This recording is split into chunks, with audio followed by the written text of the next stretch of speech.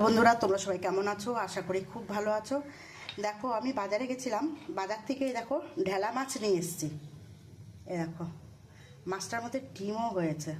এ দেখো, আমি কেটে ধুয়ে নিয়েছি। তা আমি ঢেলা মাছটা আমি সর্ষে দিয়ে করব। এখানে দেখো দুটো কাঁচা লঙ্কা আর সর্ষে নিয়েছি, সর্ষেটা আমি শিলে বেটে নেব। তা আমি সর্ষে দিয়ে মাছটা কিভাবে করব শেষ পর্যন্ত ভিডিওটা দেখতে থাকো।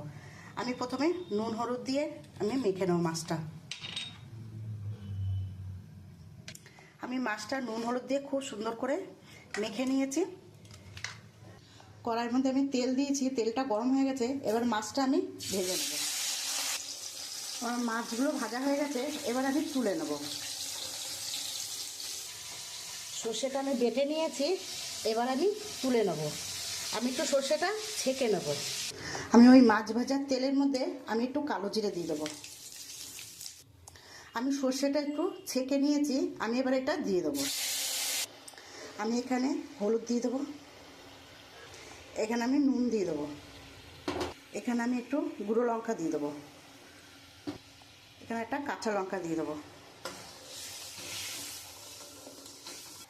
আমি এবারে মাছগুলো দিয়ে দেবো।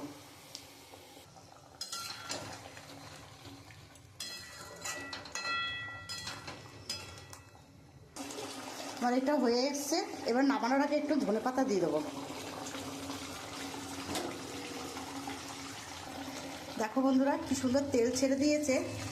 এবার আমি নামিয়ে দেবো। আমার সর্ষে দিয়ে মাছের ঝাল হয়ে গেছে। যদি আমার এই রান্নাটা ভালো লাগে তার একটা লাইক কমেন্ট শেয়ার করে দিও। আর তোমরা এরকমভাবে করে খেও, আশা করি খুব ভালো লাগবে। দেখো বন্ধুরা, কি সুন্দর কালার এসছে আর একটা গন্ধও বেরিয়েছে। এই মাছটা খেতে খুব স্বাদ লাগে। এটা ঢেলা মাছ বলি, তোমরা এই মাছটা কী নামে চেনো তোমরা কমেন্ট করে বলো।